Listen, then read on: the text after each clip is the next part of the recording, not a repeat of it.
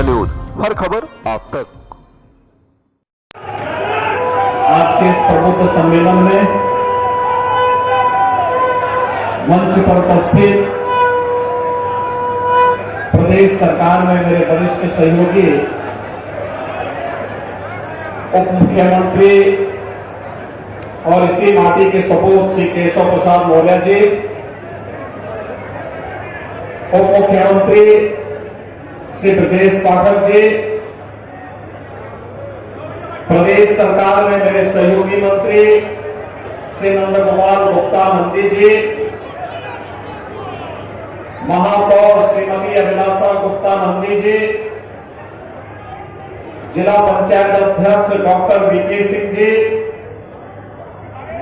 माननीय सांसद प्रोफेसर रीता बहुगुणा जोशी जी, श्रीमती केसरी देवी पटेल जी, डॉक्टर रमेश चंद्र बिंद जी, प्रदेश सरकार में पूर्व मंत्री श्री सिद्धार्थनाथ सिंह जी, हमारे सभी माननीय विधायकगण श्री हर्षवर्धन वाजपेयी जी, वाचस्पति जी, पीयूष रंजन निषाद जी, राजमणि कोल जी,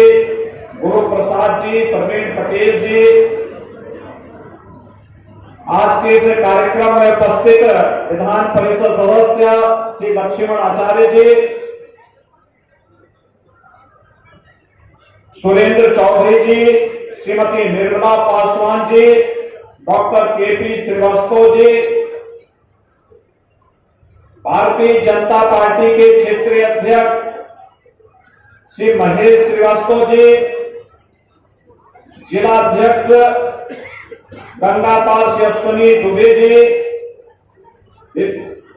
जिला अध्यक्ष यमुनापाल श्री विभवनाथ भारती जी, महानगर अध्यक्ष श्री उमेश चंद गणेश केसरवानी जी, भारतीय जनता पार्टी के सभी पदाधिकारीगण, आज के इस प्रबुद्ध सम्मेलन में प्रयागराज के हमारे सभी प्रबुद्धजन, अधिवक्ता, शिक्षक, चिकित्सक, उद्योग व्यापार मंडल से जुड़े हुए सभी उपस्थित प्रबुद्धजन भाइयों बहनों, प्रयागराज की धरती को नमन करते हुए मैं आप सबका हृदय से अभिनंदन करता हूं। भाइयों बहनों, तीर्थराज प्रयाग संपूर्ण भारतवासियों की आस्था का प्रतीक है। के पास सचमुच हजारों वर्ष पुरातन परंपरा के साथ हम सबको जुड़ने का सौभाग्य प्राप्त हुआ था। भाइयों बहनों, प्रधानमंत्री जी ने आजादी के अमृत महोत्सव वर्ष में मुख्य महोत्सव को संबोधित करते हुए पंच प्रण की बात की थी और पंच प्रण में उन्होंने इस बात का संकल्प लिया था, विकसित भारत का। दूसरा, विरासत का सम्मान, अयोध्या में भगवान श्री राम के भव्य मंदिर के निर्माण का कार्य हो या काशी में काशी विश्वनाथ का धाम, मां विंध्यवासिनी का धाम मिर्जापुर का हो या प्रयागराज का यह ऐतिहासिक कुंभ, ये सभी उसी परंपरा के हिस्से हैं। और आज मैं आप सबको इसी बात का एहसास कराने के लिए आया हूं कि प्रयागराज का कुंभ 2025 में फिर होने जा रहा है। और भाइयों बहनों, जिस सुव्यवस्था, सुरक्षा और स्वच्छता के लिए प्रयागराज कुंभ जाना गया 2019 में, इस परंपरा को और भी अच्छे ढंग से प्रस्तुत करने के लिए आज मैं दोनों डिप्टी सीएम नंदी जी, हमारे सभी माननीय सांसद, विधायकगण और प्रदेश सरकार के मुख्य सचिव, डीजीपी समेत सभी अधिकारीगण प्रयागराज पहुंचे हैं, जिससे 2025 की एक बेहतरीन परिकल्पना को साकार करने के प्रयास की जब हम बात करते हैं तो इस सृष्टि की उस धरा की कल्पना सामने आ जाती है जिसे स्वयं भगवान विष्णु ने रचा हो। और आज भी द्वादश माधव तीर्थराज प्रयाग की शोभा बढ़ा करके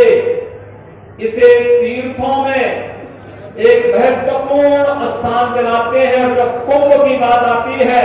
तो सबका ध्यान प्रयागराज की तरफ स्वतः ही जाता है। ये हमारा सौभाग्य है कि आदरणीय प्रधानमंत्री मोदी जी के नेतृत्व में, उनके मार्गदर्शन में अक्टूबर 2018 में प्रयागराज कुंभ के ठीक पहले प्रयागराज को उसका पुरातन नाम, पौराणिक नाम प्रदान करने का गौरव हमें प्राप्त हुआ है। इसके लिए मैं अपने सभी सहयोगी मंत्रियों और यहाँ के जनप्रतिनिधियों का हृदय से अभिनंदन करते हुए प्रयागराज के आप सभी प्रबुद्ध जनों का मैं हृदय से आभार व्यक्त करता हूं कि विगत विधानसभा चुनाव में आपने प्रयागराज से भारतीय जनता पार्टी को अपना जो समर्थन दिया, आशीर्वाद दिया, आज उसके परिणाम स्वरूप डबल इंजन की सरकार प्रदेश के अंदर फिर से कार्य कर रही है। और आज उसी का परिणाम है कि 1295 करोड़ रुपए की इन परियोजनाओं की सौगात लेकर के आज ये मंच फिर से प्रयागराज के पास आया है कि त्वदीयं वस्तु गोविंदा तुभ्यमेव समर्पये। बल्कि 2025 के लिए एक नए प्रयागराज की इस परिकल्पना को कैसे साकार किया जा सके, जिसमें भव्य और दिव्य कुंभ के आयोजन को हम लोग लागू कर सके, आज उसी के लिए हम सब यहाँ पर उपस्थित हुए हैं। मैं प्रयागराज के सभी प्रबुद्धजनों से अपील करना चाहूंगा कि आप सबका आशीर्वाद सदैव डबल इंजन सरकार के साथ रहा है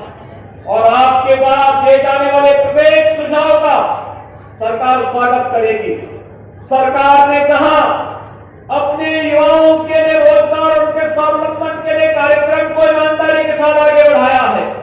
और पूरा प्रयास किया है कि विकास में बैरियर बनने वाले तत्वों के खिलाफ सरकार जीरो टॉलरेंस की नीति के तहत कार्य करेगी। वह कार्य आज प्रयागराज में आपको देखने को मिल रहा है।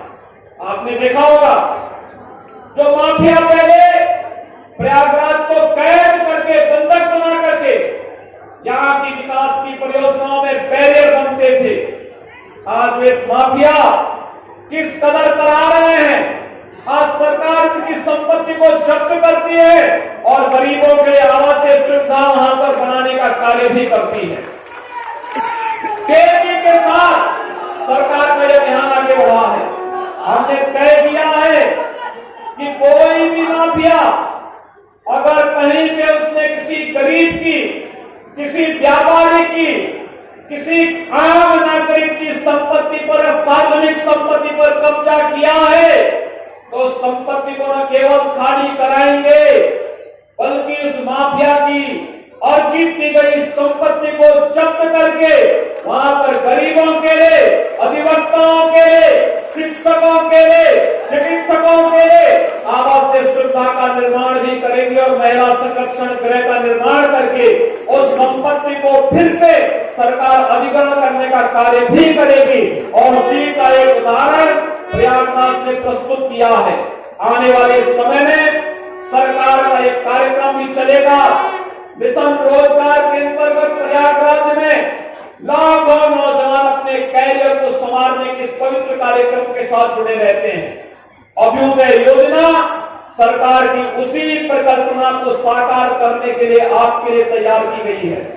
मुझे याद है जब लॉकडाउन लगा था कोरोना कालखंड में, मुझे उस समय लगभग 15,000 युवाओं को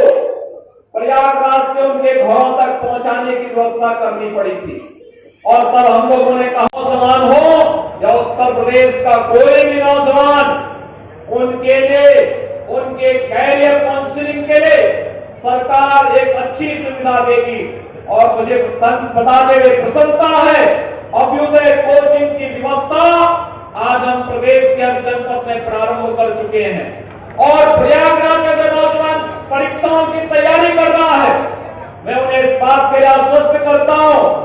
कि उनके जीवन के साथ कोई खिलवाड़ नहीं कर सकता है।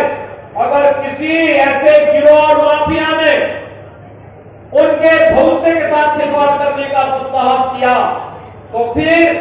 सरकार की कार्रवाई उसके बाद किस रूप में प्रारंभ होती है या किसी से छुपा हुआ नहीं है। इसलिए भाइयों बहनों, आप सब डबल इंजन सरकार के इस अभियान के साथ जुड़कर के कार्य कर सके, इस विश्वास के साथ आज यहाँ पर मैं उपस्थित सभी प्रबुद्ध जनों का हृदय से अभिनंदन करता हूँ। 1295 करोड़ रुपए की इन परियोजनाओं के लिए प्रयागराज वासियों को हृदय से बधाई देते हुए अपने सभी माननीय जनप्रतिनिधियों का अभिनंदन करता हूँ, जिनके प्रयास से प्रयागराज की योजनाएं आज जमीनी धरातल पर उतर रही हैं। एक बार फिर से आप सभी को हृदय से बधाई और अपनी शुभकामनाएं देते हुए अपनी वाणी को विराम देता हूँ। धन्यवाद। जय हिंद, जय श्री राम।